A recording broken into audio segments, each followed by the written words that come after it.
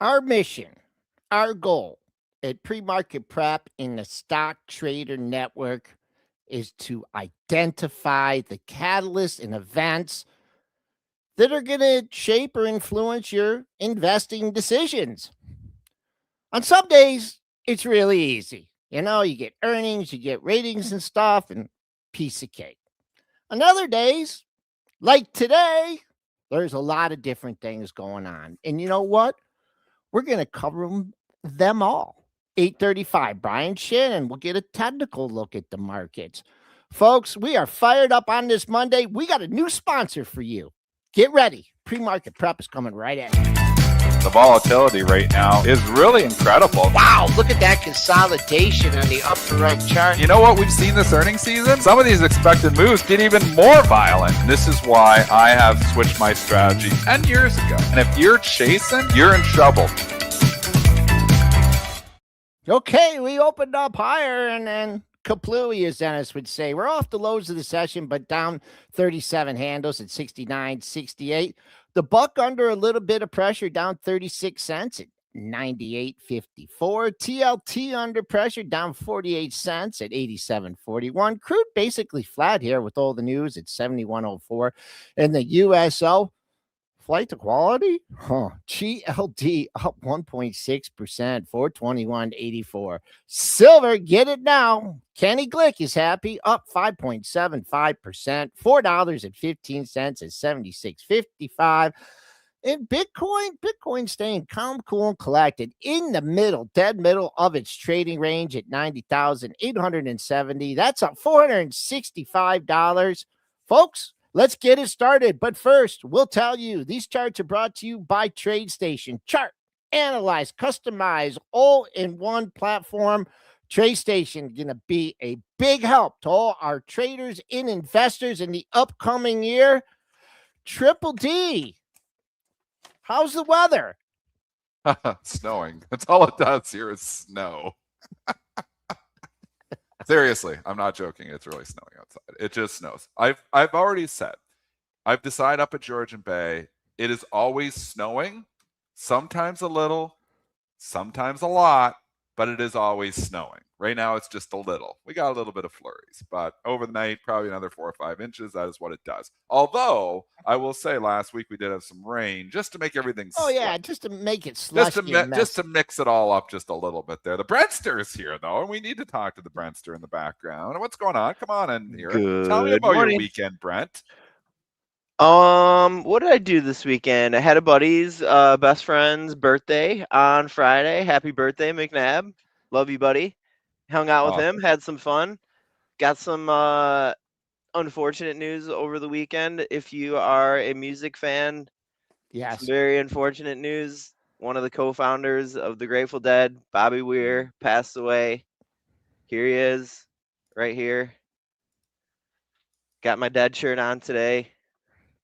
Wow. Sad stuff, but he left the legacy in good hands, I think. We're losing a lot of legends. We continue to lose a lot of legends. This is what happens as we get older, Brent. It's just like the legends, because I asked my kid Grateful Dead, and they're going to be like, they don't know who the Grateful Dead is. This is kind of just how it goes, eh? As you get older, you just start losing these legends, and the younger generation, they don't know these people. They know Taylor Swift and everything. And this is what happens, and I mean, we just lose legends as we get older. This is kind of sad and depressing. We must honor them in a way that, keep the momentum, keep their positivity going forward in this world. They're not with us anymore, but we can some of the music honor them. We need to by get the younger generation into this music, like into all these great. There's so much great music that happened before 1990. I mean, I just love, the 60s, 70s, 80s, and we need the younger generation to like that music too. So get out there and play a Grateful Dead song. Let's go. Let's rock. But, this isn't obviously when music No. show. Oh, now you guys can tangent. Now I'm going to tangent. Go. Motown Museum. Brent, have you ever been there? Oh, I have not, Joe. You got to go because I got to go. They're shutting it down. They're shutting it down for a week. Yeah, well, no, they're building a $45 million one. Okay, and it's going to be gorgeous. Everybody in the Motor City. If you are not in the Motor City, You got to go. The greatest tour, man. Lisa and I did it, and it was incredible. We need Motown. We need rock and roll. We need a lot. But come on, guys. We got to buck up here. We got to talk. We have markets moving like crazy, and the Trumpster at it again. We've got Trumpster moving markets everywhere. The big thing that all the media is talking about is the Powell video. We're not going to start there, though. We're not going to start with Powell here. We're going to get to that eventually here. But I think there's a bigger story today, at least for financial markets, because the biggest story probably happened actually Friday night at about 8:10. A truth came out here, Brentster, and this is your driver of price today. This is a big driver for the financials. And I'll just read it to you. Please be informed that we no longer, at 8:11, right after maybe times the market. He knew that they were closing at 8 p.m. on Friday, and he times this. But please be informed that we no longer let the American public be ripped off by credit card companies that are charging interest rates of 20 to 30%. Even more festered, blah, blah, blah. Affordability. So the President of the United States, am calling for a 1-year cap on credit card interest rates of 10%. Coincidentally, the January 20th date will coincide with the 1-year anniversary of the historic great Trump administration. Thank you for your attention to this matter. So he's put a deadline here for credit card companies, all of them, to drop their rates to 10%.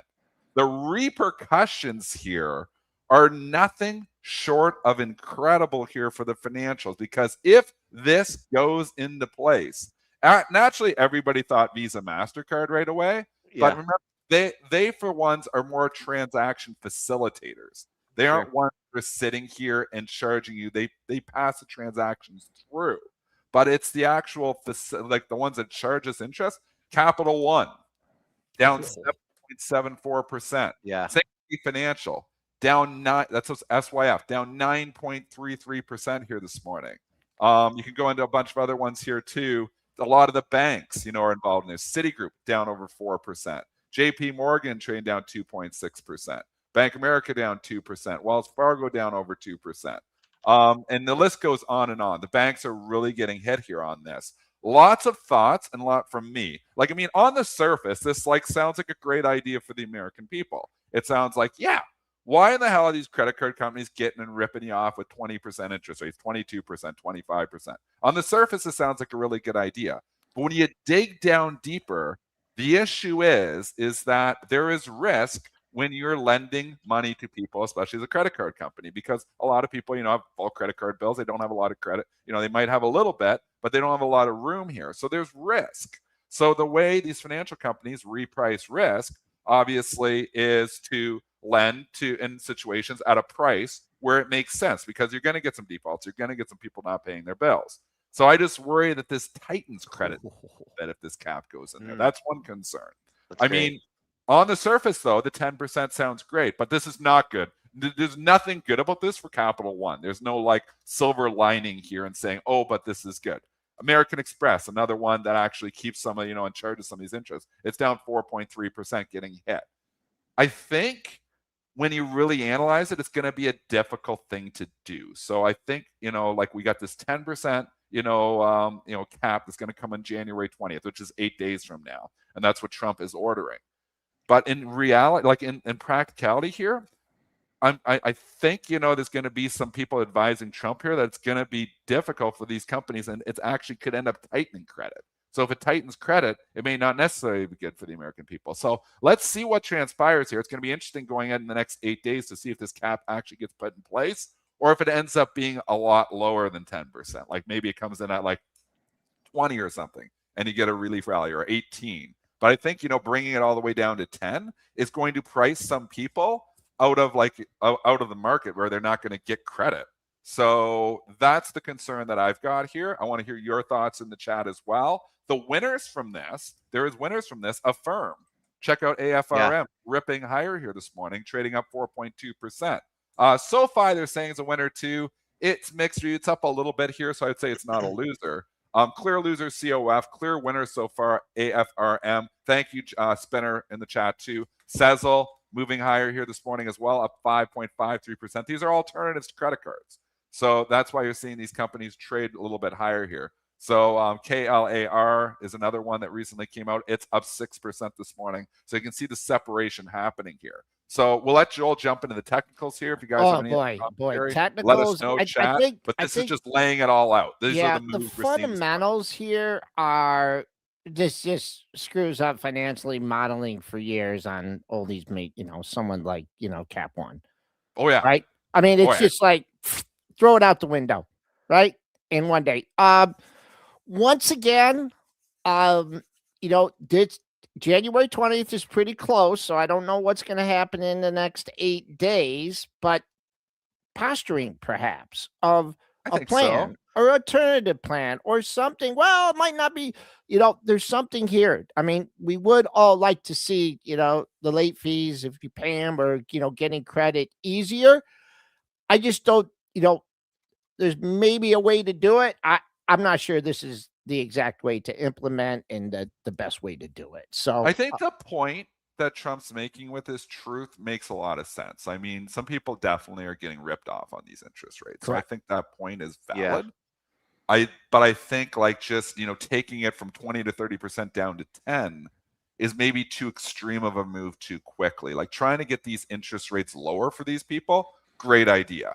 Putting in a cap and coming in here, there's repercussions here that we're not thinking about. And I think the initial reaction is like Capital One says, well, you know what? We're just going to give, a lot of our lower standing credit holders a lot less credit. And then all of a sudden people start getting tight for bills, and all of a sudden they're getting strapped, and now they can't buy groceries, and it's just a slippery slope.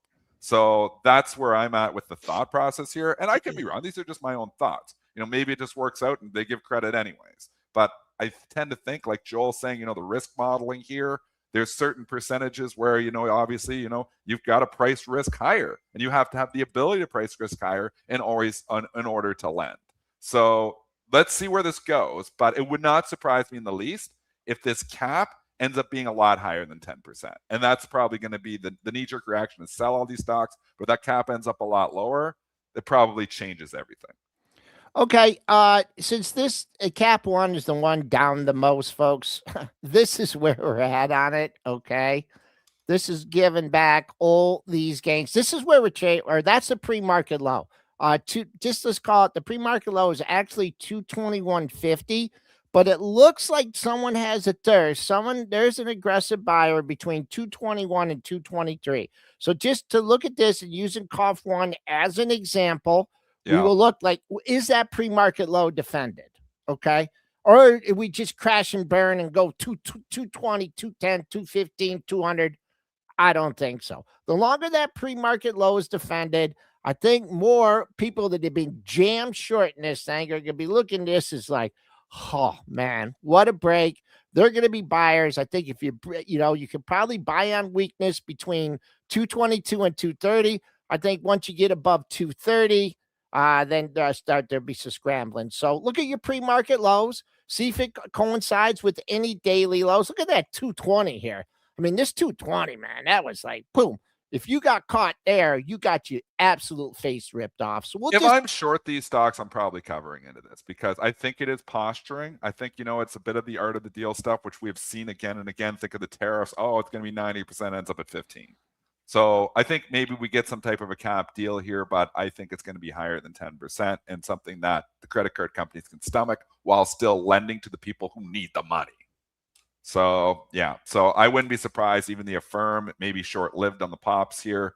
But they could have fall through today. Like there is definitely people who, are looking at this and saying, holy crap, this changes, like you said, the risk model. So if this cap goes into place, if it actually goes into place on the 20th and we get a 10% cap on CC, I mean, that changes a lot of things. So there's so many things to think about here. There's definitely risk if you're taking the opposite side, the contrarian style. But if you're going with the taco trade, which we've seen happen before here, and it ends up a lot lower or ends up, in this case, higher the rate, then, you're probably buying the dip.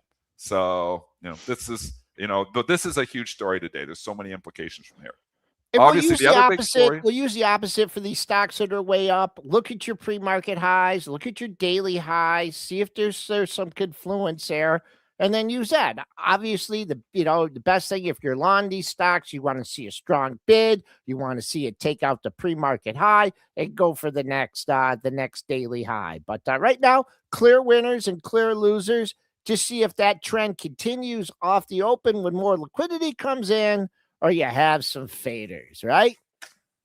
Lots. Yeah, exactly. We're going to see what happens. Is there people that come in and just buy them right off the bat, like buy the dip blindly? And I mean, that's where we're at today too. There's a whole pile of stuff we can worry about today. No escalations in Greenland, which we'll get to in a second. There's lots of things to worry about here, but this market has climbed a wall of worry for years. So I don't necessarily think this is the top and the market's is going to roll over on everything here. There's a lot of good things happening as well. Let's look at the Powell video, because this is, what has the markets down here as well, not just the credit card stuff, but obviously this Powell video that we all saw over the weekend, Brentster, apparently, and I watched the video too. Apparently Powell's been served with the DOJ suit and they're coming at him. Powell put a defending video up there. I don't think we can watch it because we'll probably get a fine from YouTube. But, summary is that Powell is got a DOJ suit against for, the way this construction, this Fed building has gone. But he also believes that this is, pushing, the interest rate. So the worries today is that once again, that Trump is challenging Fed neutrality here. Trump says he doesn't know anything about the DOJ suit. We don't know what to believe, what not to believe, but we know Trump does not like Powell. He is publicly, they're saying that here. It sounds to me like, Powell is put this video out here, just reading between the lines, is he's going to make a hard stand here. So I think any thought of interest rates going down this month is gone. Forget about it. It's zero. Interest rates going down under Powell at all now, probably a lot more difficult to happen. Now, again, he's only one, person, there, so other people could push it. But I mean, unless you get some jobs imploding or inflation coming down significantly here, we may see rates stay where they are for the first, part until Powell is actually gone. That's, where, what I kind of got from this. And I think that's why the markets got hit as well. They see this video and they're like, oh crap, interest rates. I tweeted out, I'm like, interest rates aren't going down anytime soon after this video, because he doesn't want to act like he's bending to the man, even though, we don't know all the details behind it all. And even though Trump says he's not, involved with this DOJ suit, we know that he has publicly called out, this person as everything from an idiot to, the slowest, to the worst, Fed chair ever. So we know publicly that Trump does not like Powell. There was a Bloomberg article that I read. I think it was a Bloomberg article that was even kind of challenging. Like, Powell doesn't have to leave the Fed. He has to. He's not going to be the Fed chair midway through this year, but he does not have to leave the Fed. He could stay on the Fed board, I think, for another 2 years. So, given what's been happening over the weekend, this Bloomberg article that I read this morning was just like, will Powell basically like try to spite Trump so much that he sticks around on the Fed board for another 2 years? It's an interesting thought. We try to keep it to the markets here, as focused on the markets as possible, and you guys do a fantastic job with that. I want to just say, I wasn't surprised about this news when I saw this news this morning.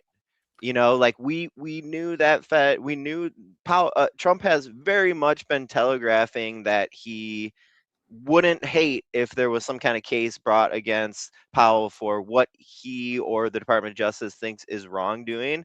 I think that's what you focus on here today, that, maybe there is some selling here because this is kind of like, sell the news kind of moment. But also, I think that, we sort of were telegraphed on this potentially happening. I think you're correct, Brent. And that's the way to look. And I think if the markets are saying, hey, this is not surprising. It's like, oh my gosh, look what he's done now. I mean, I don't know if it's a jaw-dropping moment here at all. And that's why I think, this dip could get bought as well. There's a lot of reasons to think the dip could get bought. And I think we have a lot of risks. Like, don't kid yourself. If you want to buy puts and protect your money, I have no problem with that. I think the market is still steady as she goes. But the wild card and the elephant in the room is this whole Greenland situation, which we can get to in a second too. That's the major risk, so because, and Joel, if you want to comment further on Powell, because I do I'm just going to say that this is old news. all this is going on in the market. Social media, Twitter, they love to react to these kind of things. But I mean, this is old. This is old news. This has been his mantra so far. Yeah. I think that if you read what's going on both sides of the aisle, this is not really favored by anyone, right? Right. And Good point. Yep. words and actions and knee-jerk reactions in the market are one thing, but if there's anything that we've learned, the practicality and reality of what's said and what actually happens are two different things. And and that's a great point too. So where we go from here to is, like there's so many things to think about here. There's just so many balls that the market is juggling here too. I mean, from the geopolitical situation, the Venezuela situation, to the Fed, situation, to, obviously the events that happened in Minneapolis. I mean, there's so many balls the market's juggling. They don't know what to make of it. So I think the market is still kind of focused on corporate earnings, corporate profits, and that's why everybody looks and say, "Whoa, look at everything that's happening here." Yet the S&Ps are at all-time highs. It's difficult to like price all this stuff in. If you're a trader, it's hard to price some of this stuff in. But that, which brings us to the one thing that is the major risk factor here is probably not the Powell situation. I mean, he's gone in 5 months anyways. The major risk factor for the markets is this whole Greenland situation. And we did have, escalation geopolitical risk. And if you don't believe it, the market is telling you you're wrong. Because look at Lockheed Martin, look at NOC, look at General Dynamics, look at AVAV, which we've been long, look at, all the war stocks. I mean, they continue to go higher here because of the escalating geopolitical situation. So the Venezuela thing has kicked stuff off. The Trump stuff, and he said basically they're gonna, they're coming at Greenland, kind of whether they like it or not. There was rumors, and we don't know what to believe in social media, that Trump had, asked generals to put a plan together to invade. This is all rumors and social media stuff. We don't know what is true here and what is not. What we do know is Rubio is meeting with Denmark this week. Yep. So we know that, and that you hope there's going to be, a negotiation part of it all. And I mean, if U.S. negotiates to buy Greenland, I don't think this is necessarily a bad thing. If the U.S. was to invade Greenland, then all bets are off. The risk on this market really goes higher. So, all we're doing is laying out scenario analysis, because obviously the U.S. goes and invades Greenland. You say, well, what's the big deal? It's 55,000 people. It's, an ice, land up there. There's really, let's not like they're blowing up buildings. They'll take it over. I looked at a video. They said, they would take it over in less than 3 hours, they predicted.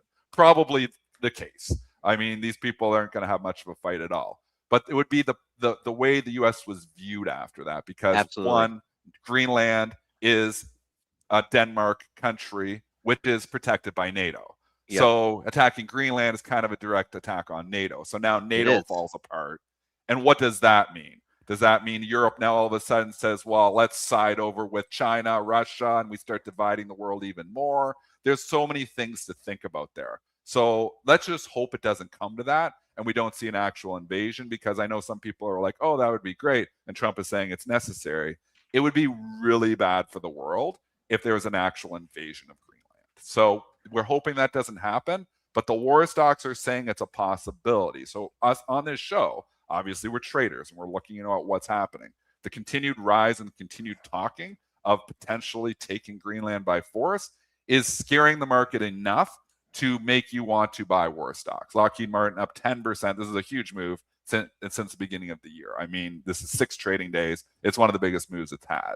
And then obviously you've seen this crazy move in, AeroVironment, KTOS, Palantir to a certain extent, but Palantir's got the tech component into it too. So the AI component of other things. So it's not so much being priced as a war trade, but the war stocks definitely trading higher. Dennis, we have to discuss the rumblings. We have to discuss the kind of rumors that are out there. So I appreciate you mentioning those. I want to just lean on what we do know right now, which was there was a comment from Trump late Friday that said, I would like to make a deal for Greenland the easy way, but could take it the hard way. That's why the war stocks are up. It's the hard way. What The does the hard- hard exactly. way mean? Exactly. That's why, the fear is, is obviously out there that the hard way sounds pretty scary.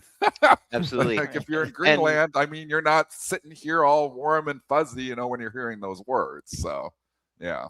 And then Dennis, you were kind of like leaning on gold. Looks like it was kind of moving around, at least just on some uncertainty, geopolitical, global I think so. uncertainty, right? I think when the Yeah. world, and again, this is just, go back to CFA 101, textbook finance here.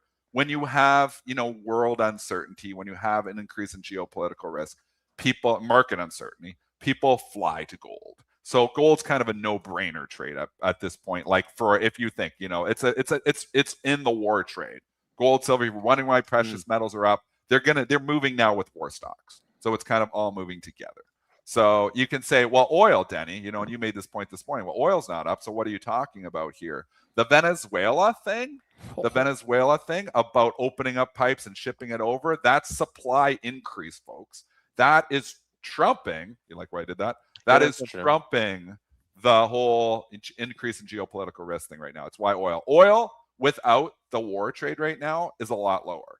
But because the war trade is holding up oil, that's the hopes from if you're a war or an oil trader is, if it's increase in geopolitical risk, that's an upward driver. But this whole Venezuela situation with just opening up the faucet, that's keeping oil prices suppressed. And if you get geopolitical risk coming down here, here's a scenario for you. If geopolitical risk, all of a sudden Trump says, no, we're not going to take it by force. We're going to negotiate and we're going to be nice guy and all this stuff. Oil gets killed on that because the faucet's opening up in Venezuela here. So you have supply going up here. You need demand. War would increase demand. If that demand equation all of a sudden goes down, then you're going to see oil start dropping here. So I would say oil is still a war trade here, but the price is being suppressed because of the Venezuela situation. We got to get to Iran too at some point in the show. Oh yeah, that's war. There you go too. And if you want to go over there too, Joel, I mean, same thing. It's escalations over there. Yeah. So geopolitical risk, it's up, folks. There's lots of that's reasons gold. to think There's more your catalyst. stocks. This is what gold bugs and silver bugs have been talking about forever. Is the end of the world, WW3. Just go on Twitter. I mean, if you go on Twitter, World War III is imminent. It is happening tomorrow. It's happening. But you know what?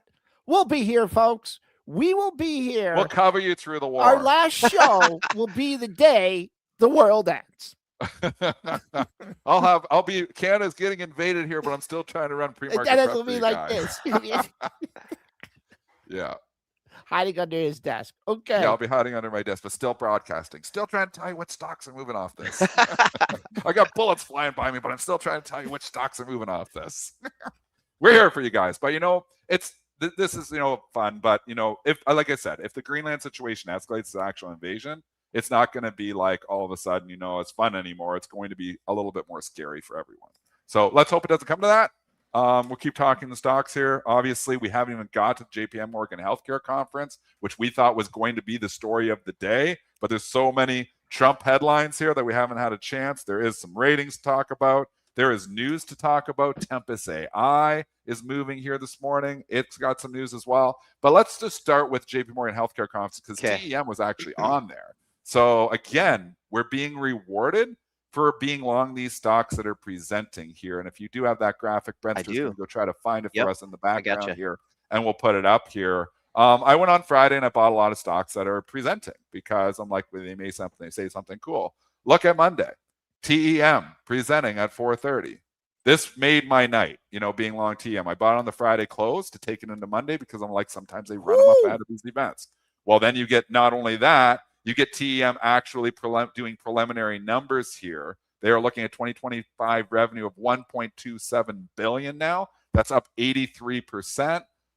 They're also talking about another contract that they got for $1.1 billion, and that's got the stock flying here this morning. I sell because I always sell too early, so I sold and took my money, but it's up here 12% here today. It's one of the big movers. So TEM, if you want to give us a quick technical on that one, Joel, we'd love it. Oh, tactical stocks up 828. We know you're already out of the trade or out of. I sell too soon.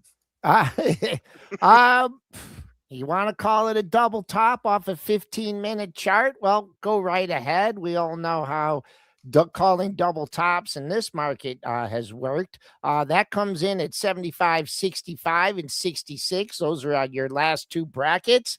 What do we have here on the dailies? We are trading up at this area right here. This let's go to see what this daily high is. This daily high comes in at 77.20. So if you want follow through, if you got to go momentum to get through the pre-market high, well, then you could look for 77.20. Now, I know I'm mixing apples and oranges here, but what happened to all these great stocks that were presenting at the CES?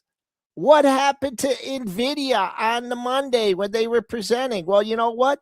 NVIDIA made its high of the move, and it's now $10 off it on that Monday. Catalyst hangover. Yes. Yes. 193. Lack of catalyst. So like I said, CES, JP Morgan Healthcare, they're just catalysts, folks. And that's what we're here. We're here to identify the catalyst and analyze the price action. And stop for 30-second educational piece here, Brentster. 30-second educational piece here. Love it. Is we do catalyst trading in the STN think tank all the time. It's our main strategy is catalyst trading. How you do catalyst trading simply is being long ahead of the catalyst and not taking it into the catalyst. It's like earnings. Long ahead of it, sell before the earnings report. Long ahead of the event, sell before the actual presentation. Because you don't know what they're going to say in the presentation. You think it's going to be positive, but they may say positive stuff and it may not be positive enough. It's a wild card. So what you usually like in catalyst trading is be long ahead of the catalyst, selling before the catalyst, and a lot of times afterwards, shorting. Sometimes shorting the stocks after the catalyst is gone because we have what is known as catalyst hangover. Stocks always want something to look forward to. Once that catalyst is gone, it's like, oh, you're in some biotechs here. They didn't get taken over. It's like, well, crap. They didn't get taken over here. Doesn't mean they're not going to get taken over, but they're maybe not going to get taken over anytime soon. So that's what, catalyst trading is. It's not about, like people say, Denny, your CES trade, it all fell apart here at the end of it. Well, the catalyst was over and we had a great week. It was my best trading week of the year because it was the first week of the year. But I mean, and a lot of other people were joking, it's my best trading week of the year. But CES, along those stocks ahead of it, there was some great trades in there. But being long afterwards is asking for trouble because that's called the catalyst hangover. And that's where stocks sometimes come back down to where they were. Maybe they don't have anything to look forward to in the immediate future and they come off. I think NVIDIA, I think AMD right now experiencing catalyst hangover. That was awesome. Thanks, Triple D.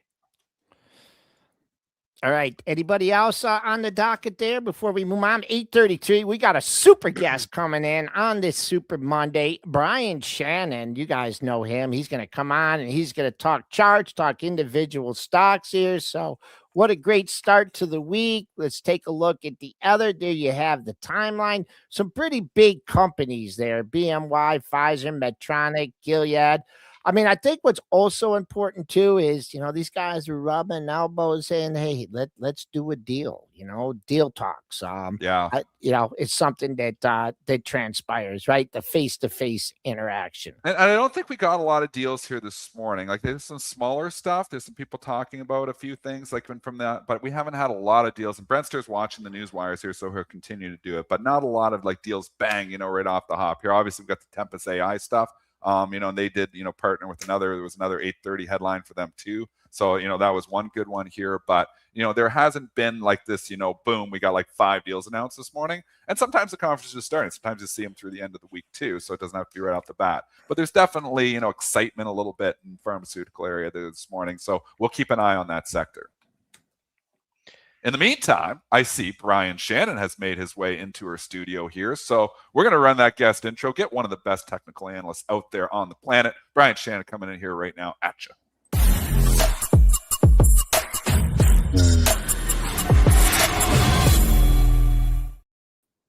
We are welcoming Brian Shannon, AlphaTrends, to the pre-market prep show. Brian, just another Monday, right? Not much going on. You're taking a look at your charts. An easy day. Looking at the setups, I assume. That's it. That's, same plan, different day. Happy New Year, guys. Good to see you. Happy New Year. How's it been going? Like, how is 2025? Lots of fun? Like, Yeah, it was. It's ups. It always has its ups and downs, that sort of Yeah. thing. But overall, ended on a positive note, so no Nice. complaints here. Now I love the way Brian looks at it, and like you have so many good sayings, over the years. Like, buy the strength after the dip is one I use, a lot. Like so many little things, because everybody naturally, human tendency is always like, oh, this stock's going down. Oh, I want to buy that one because it's going to go back. I can remember sitting in my university dorm, and that's when I was like into stocks, and my one friend who knew nothing about the stock market, he's like, Denny, that one's down $10. Go buy that one because that one's going to come right back. Like that's the one you want to buy. It's like the natural human tendency to always buy what is the weakest because you think it's going to come right back. And you always like your voice in my head saying, Denny, just cool it for a bit and wait for the strength after the dip, because when you go after those initial dips, sometimes they keep dipping. Yeah, you can get crushed on them. It's it sounds good on TV. It's like, the what did we just have? The Santa rally that never came, right? Sell in May and go away. That has been terrible the last few years. So, those are nice little platitudes, as is, buy strength after the dip. So, because sometimes it just makes sense, like your TEM trade, which nailed the year-to-date anchor actually on Friday. I was looking at that one as you were speaking about it, and it closed right on the year-to-date anchor, which was really a low-risk place to get it. So, sometimes it works the other way, but generally speaking, buying pullbacks is not the good way to go. Brian, just furthering, I'm sorry, I just want to make one point here. Do you think, looking at it, you get the initial pullback and then, a couple lows in the area. Do you think, or something that you're looking for, are you looking at like the volume in the big boys to step up? Because a lot of times you get the crush, you get the big volume, then you get more panic sellers, right? And they come in, and then, the volume kind of comes down, and then you just kind of see like a little base forming. And looking at the institutions, you think that that's something that plays into your analysis? Volume expands on the way down and will peak at the low. The problem is, you can have the biggest day of the year in volume and the stock will be down 5%, whatever. The next day, you can have even bigger volume. So you can't rely on, hey, that was the biggest volume ever, this has to be the low. You look at it and say, there's another phrase, Dennis, only price pays, right? So I want to look at it and see it kind of just turn sideways, like you said, Joel. Start to present that it's gone neutral, and then look for the higher high in the shorter term time frame. Once that happens, to me, I don't really care about volume, because volume will expand in the direction of the trend and then peak at the next turning point, maybe with a catalyst, as you guys were talking about, or just because it's run too far too fast. So volume's a little bit overrated, because the thing that got me to take volume less seriously is that I used to wait for volume all the time, and I'd look at a stock and go, yeah, but there's no volume yet, I can't buy it. Yeah, sure, it made a low a higher high in that shorter term time frame, but there's no volume. And then 5% later the volume would come in, and then I'd be chasing the stock and lose money on it. So I've kind of learned to just diminish the value of volume, really. So Brian, let's take it back to this buying the strength after the dip here. And, you talked a little bit about, some setups here. Let's just say, you've got a stock, and maybe Meta's a good example here. Like, let's go to Meta. Joel, bring up the charts here and we can look at Meta. Okay. Bring my point here. Here's a stock that had a terrible October, terrible November, started to bounce just towards the end of November. What certain point in time, like you can see, where we've had, the big sell out there from 750 down to under 600. Now it's back here in the 650 area and just kind of like hanging out. Like you could say, well, this is strength after the dip, but at this point in time, it's been like a month and a half and it's not going higher here now. Is it concerning when they hang out too long? Like, do you want to see, like when you're buying strength after the dip, like immediate gratification? Like, how do you know when it's not going to start heading down again? In this case, with a stock like Meta, this one's structurally broken in the way that I look at it. It's got a declining 50-day moving average. So to me, it says you stay away from it. It has been trapped below the 200-day moving average since that November gap as well. So for me, it just says, there's better opportunities out there. On the positive side, it's, if you took an anchor off the November low, it's holding on to that. So that is, maybe it's neutralizing in here at best, but there's just no reason to rush into a stock like Meta right here, right now. Is that your go-to, like the 200-day, like wait till it gets back above the 200-day? Because I know Christian Frommer, it's on the show all the time, would say nothing good happens below the 200-day moving average. And I know you've said, that maybe came from you originally, Brian, because that might be one of yours as well. Where did that one come from? Because it's a pretty good saying. I think it's Paul Tudor Jones who said nothing good happens below the 200-day moving average. Do you follow that? When it's below the 200-day moving average, I just kind of look at it and say, let's look for stocks above the 200. Let's not make it so difficult. Why do we have to trade Meta? There's so many stocks that are in good uptrends. Like, who cares about Meta? It'll have its day, leave it alone, basically.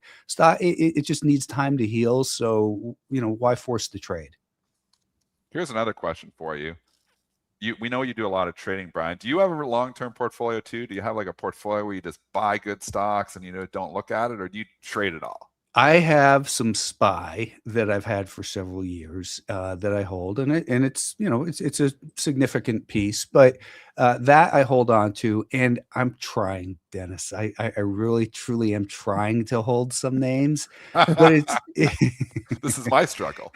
This is once again something I'm trying to work on for 2026. So in terms of resolutions, it's that's it.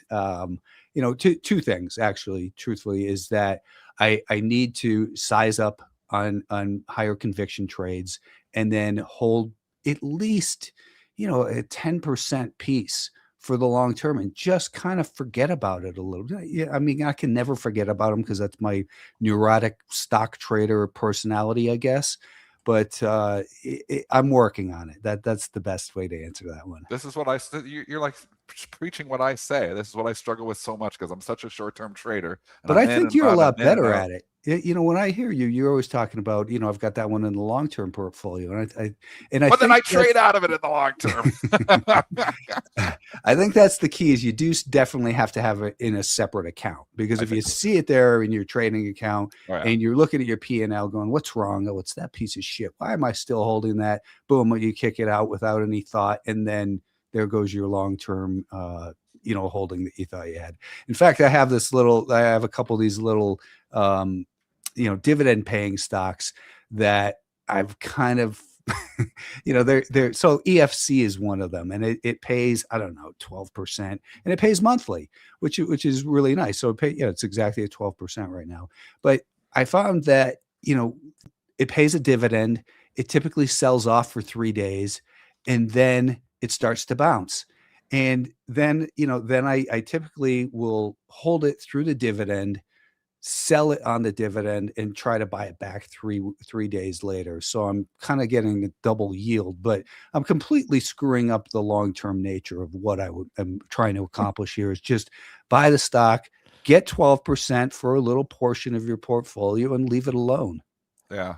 But I've got to be too clever. Trying to enhance the yield a little bit. Let's enhance that yield a little bit. Let's get that up to 17 or 18%. So right. Brian, let's go back to it. So Meta you would stay away from. Do you have some stocks that you like right now? Do you have a few charts you've been looking at recently and saying, "Oh, this is setting up nice"? Maybe you give us a couple stock picks if you got them. Yeah, NXT Next Power. It's actually the largest component in the TAN. I didn't realize that till last week, but it's really consolidating nicely here. We've seen that it's hanging around that 20 and 50-day moving average. That 20 is about to cross up through the 50 once again. The anchor off of the high has been holding it back from November, so it's consolidating in here. When I look at a 30-minute time frame, though, it's super, super choppy. So I'm kind of waiting for this one to build a little bit. It probably needs to get really clear above 95 and a half. I'm hoping it can set up in a lower risk way, though, in the next few, maybe this week. And a worst case stop would probably go under the low of this year, which is right down at about $86 per share. So that's what I'm looking at. That it's consolidating nicely, and maybe can even get the TAN going a little bit, because we've seen last 2 weeks we've seen First Solar and CSIC CSIQ kind of fall apart, which doesn't help with confidence for the solars in general. But this one holds up very nicely. Yeah, Brian, if you got any charts that you want to throw up there, just throw them up there. We'll be able Oh, to okay. yeah, we'll Cool. be able to get Yeah, them if you on want the to share your screen. screen, that would be awesome too. Yeah, while you're share doing that, screen. Yep.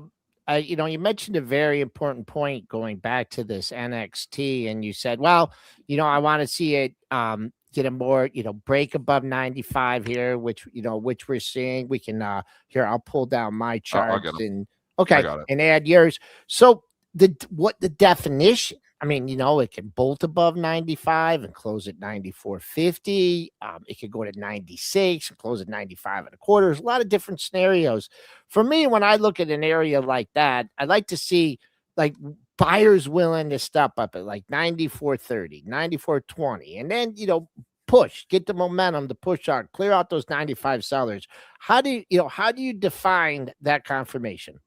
What I'd really like to see, and I'm starting to draw it in here, is just kind of get up towards the top end of this range where we've been rejected twice, right here the last month, and kind of maybe do something like this and build a higher low that we can, Okay. trade against rather than this choppy mess that's in here. Because if it runs up again and you buy it and then it comes right back down like it did the last two times, then that's just a horrible mess. So I'd love to see it come up here, tighten the range a little bit, and then maybe even buy it a little bit anticipatory right here and say, okay, I'm going to buy half my position here with a stop under this low and then add to it up there. So that then you've got a full size piece with your average cost somewhere near maybe 94.75 and your stop under here. So that is the way, and so what I'm trying to say is it depends on the personality of the stock as well. This one seems to be a little bit schizo on this 30-minute time frame, just back and forth, back and forth. So I'm waiting for that. I like the daily setup, but it's just not quite sane enough for me.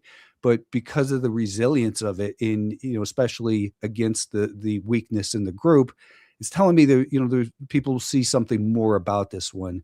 The worst thing that can happen is just, it gets some news gaps up to 98 and just keeps running like that or something.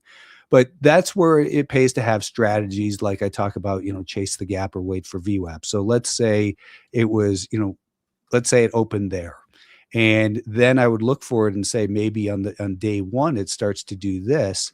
And then I draw that, you'd see that VWAP. So then I would say, okay, well, it's broken the range. And this might be an hour and a half into the day. As it proves that, it's not going to fade and give everything back, it gets back above the daily VWAP, then I would be a buyer here with a stop underneath the low of the day.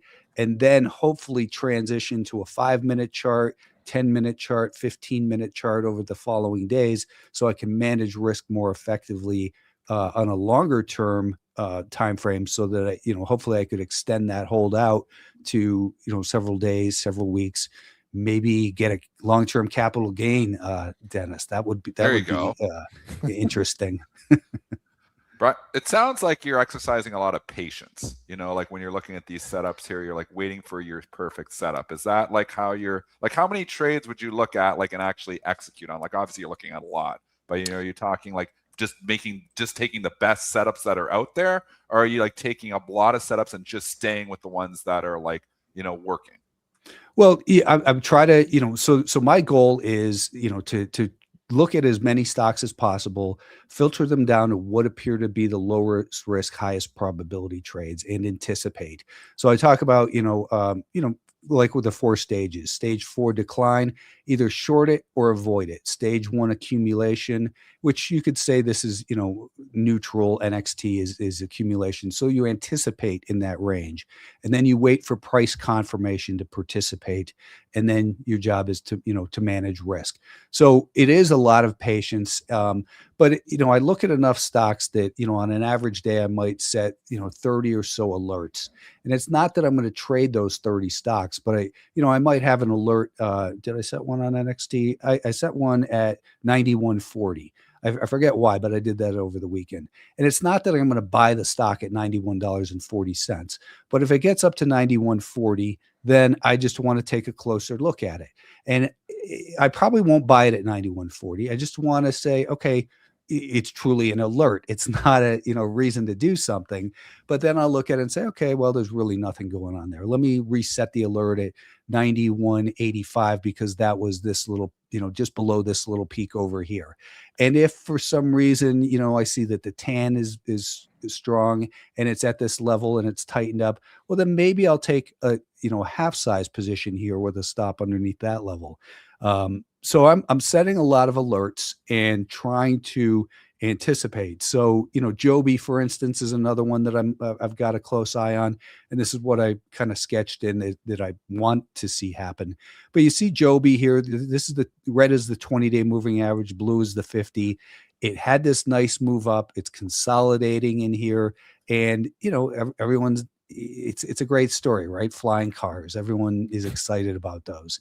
So what I'm looking for here, though, is same thing. Is we came down from this level. I'd love to see it rally up, pull back, make a higher low right here, and then break this range. And then I'd love to be a buyer near 16, 1610, let's call it, because then I could put my stop under here rather than putting my stop under here. And if I do that, it means I can trade about 50% more shares and take the same amount of risk, because buying, like I said, at this point, I'm risking this amount rather than this amount right here. About half the risk means I can do twice the share size. One more stock for you here, and one, it's in the news. And I know you like to stick to your charts, but it's hard to ignore the news. That's what we are great at here at PreMarket Prep and STN. Affirm. You had this on your list. Talk about the technical setup here, what you're looking for, trading up a couple bucks. Talk to us about Affirm. I actually have a little piece of Affirm that I bought over here, which I was telling a friend the other day. I says, this is the part I hate about trying to hold longer term, because it was 84 here and then it's 80, and I just felt like a jerk for holding it. But I'm trying to expand out. So this is a nice little surprise in here today. I was truthfully hoping that Affirm might do this and then kind of break beyond here, and I was going to add to my position and have a stop under here. But it's a beautiful, it's very similar to NXT in that, here's the anchor off of this high right here. It consolidated, it came down, held the 200-day moving average there and there. We've got the 20 above the 50-day moving average. Longer term, it's just in a beautiful, you look at the weekly chart, it's in a nice uptrend. It's had that consolidation, and it's, ready to continue to move, I think. So again, just looking back to that daily chart here on the left, it's very similar to, it might be 2 weeks ahead of NXT, and there's the anchor off of that peak right there. All right, Brian Shannon, founder of AlphaTrends, joining us here on PreMarket Prep. Always a treat, Brian. I hope to get you on again soon. Sounds good. Thanks, guys. Thanks so much, Brian. Great guys. Hey, quiet. So Market's kind of quiet after. I love his analysis. I'm sorry? I just said I love his analysis. He's so smooth. He's just like, very, this is very smooth. Very calm, cool, and collected. So much. Okay. That's not me. I'm not calm, cool, and collected. I'm emotional. I get involved. I go. I'm like, sometimes I need a little bit of let's just look at the chart and analyze really what's happening here. Yeah. So ratings. We have a new segment. Do you want to go into that right now here, Brunster? Yeah, we do. We are excited to announce we are going to be sponsored. Pull your mic down. Oh, thanks, Joel. We are excited to announce that we do have a new sponsor, the Fly Tip Ranks. We got a nice little overlay here, the Fly banner, the fastest breaking stock market news, and we're going to be doing a rating segment daily on PreMarket Prep to highlight some of the sponsorship, but we're going to be using the Fly's news for a lot of things. You guys know that I'm breaking news after hours in the SCN. You guys know that I got my eyes on news all the time. Fly is going to be one of the top sources that I'm using now, and want to say Thank you to the Fly for this, your source for over 1,000 breaking news articles daily, delivered in real time with custom filters and alerts. Discover the new Fly Pro platform. This was just released very recently with AI-powered company analysis, unique KPI charts for deeper insights. There is a QR code in the bottom right corner. It even says scan me. You can scan that to get over to thefly.com. Learn more about Fly's news platform. Awesome. Obviously, the Fly is very good at ratings too, and something that we like to talk about on this show a lot is the ratings. And if you want to show some of the Fly in the background, you can hear Brent stir. But I do want to go to our new segment, which is going to be rating the ratings, where we're coming in and we're looking at, the hot ratings of the day. There's not a ton today because when you have increased, market, geopolitical, when you have, macro driving the bus, a lot of those analysts hold those notes back. But we do have a few big ones here today. Probably the biggest rating just dropped about an hour ago. Citigroup upgrading Palantir to buy. We're looking at it, and I can dig down here a little bit here. They're raising their price target up to $235 from $210. So this is a big move here for Palantir. They are also upgrading Zoom to buy, so a couple of different ratings. But Palantir is obviously a stock that a lot of people like to talk about. It's surprising that it's not going with the war trade. I mean, you can clearly see, a lot of people think of Palantir as a war trade. I kind of think of it as that way too, but they've got a lot of other things in there too. And the overall, maybe hangover with tech right now is holding Palantir back, because when you look at the other war stocks, they're up a lot in the last week. This is not the case with Palantir. It's actually kind of trading flat in the last week, but we do get the pop here this morning. Citigroup upgrading Palantir to buy. Joel, talk about the technicals. Brent, more color from the Fly on this one? Yeah. Just pull up my Fly platform. We'll show it to you here starting tomorrow, folks. Citi's recent Chief Investment Officer survey and industry conversations suggest Palantir's use cases are accelerating in the enterprise, and the firm sees, Citigroup sees 2026 bringing significantly higher consensus estimates for Palantir. Thanks again to the Fly for that info. Before I dive into the technicals on this, folks, I just want to emphasize, analyst ratings on Wall Street. Wall Street, obviously, there's more analysts that are more influential than others.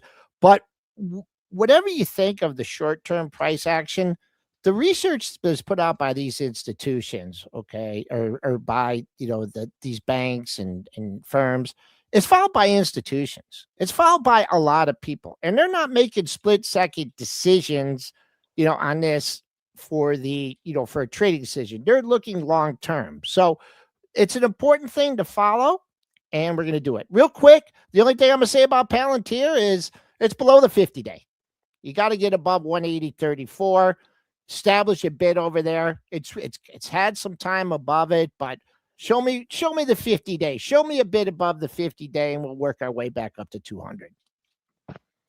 One more rating here. I want to do, Datadog got upgraded. I was going to go to that one up at Morgan Stanley. I'm actually going to do that one here because this is a complete contrarian call here.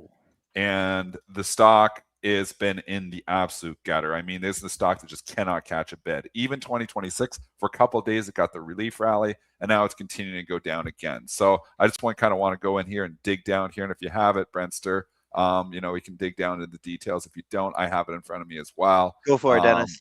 Yeah, so sorry. I actually just had it and I just lost. Oh, here, it. sorry.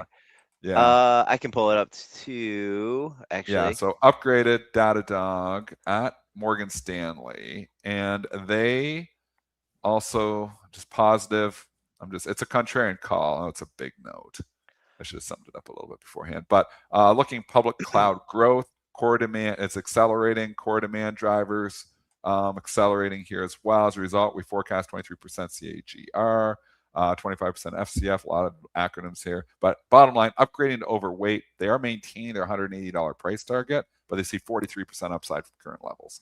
This is a complete contrarian call here, Joel. I like contrarian calls, but this is a gutsy call because stocks are going straight down. Okay, so they're not listening to Brian Shannon. Only me could draw a parallel between Datadog and Costco. Well, let's hear it, Joel. Costco got a little vote of confidence. I don't know what day was it last week. Was it was Thursday? from Mizuho. Oh, Yep. Oh yeah. Yep. Yep. And then someone else was like, they jumped on the bandwagon too, and then they got some data. So is this a Costco? Is this a Costco move? Other people gonna hop on?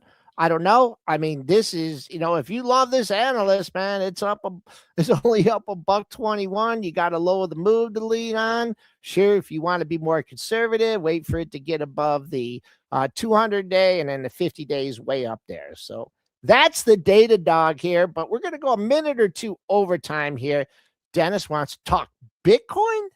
Yeah, we didn't Dennis wants get a to chance to Bitcoin. talk Bitcoin here. And obviously, we didn't get a chance for our show sponsor, which is Hive, who continues to sponsor the show, obviously. So, Brentster, you just tell us a quick second about Hive. Then I want to jump into some Bitcoin technicals. Absolutely. Hive Digital Technologies, global leader in green power data centers for Bitcoin mining, high performance computing, and AI. Hive was on track for 3% of the world's Bitcoin production by the end of last year.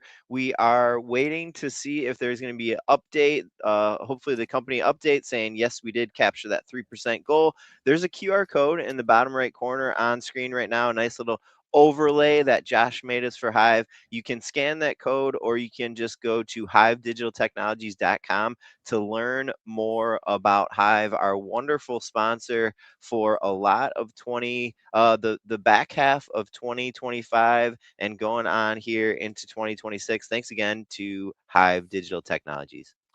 Bitcoin is in consolidation station here, and so is Ethereum, and they are trading right together. Obviously, we had Louis Sykes on last week. He was talking about some of the altcoins and some of the other coins looking, some not looking so great, a lot going to zero, but some looking okay as well. This technical, though, on IBIT, which I really want to focus on, this whole level here, like obviously, we bottomed there November. If you're looking at IBIT, it's 46.68, and we have just been trading sideways here for, it feels like 2 months. And we're still trading obviously below most of our moving averages here, but it's trying to show life here. I wonder if the geopolitical situation, it's so interesting, because this, you think of gold and silver. Well, this is digital gold. Is there going to be that rush to, to says maybe, alternative assets if we get, increase in geopolitical risk? It hasn't happened yet.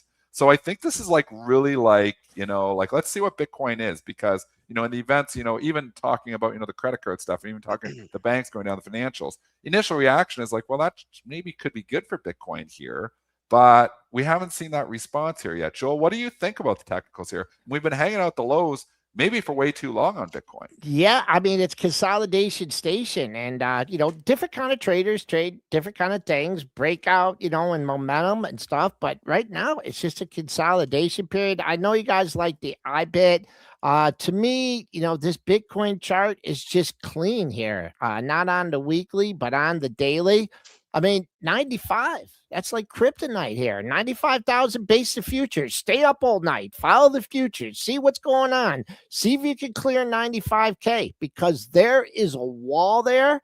Your 50-day moving average is just above it. I mean, above 95, you're going to run here. But right now, I'd say I don't want to say the Bears are in control, but they sure got this thing. They don't want to see it over 95K. And until we do, every time I say this, Bitcoin goes up.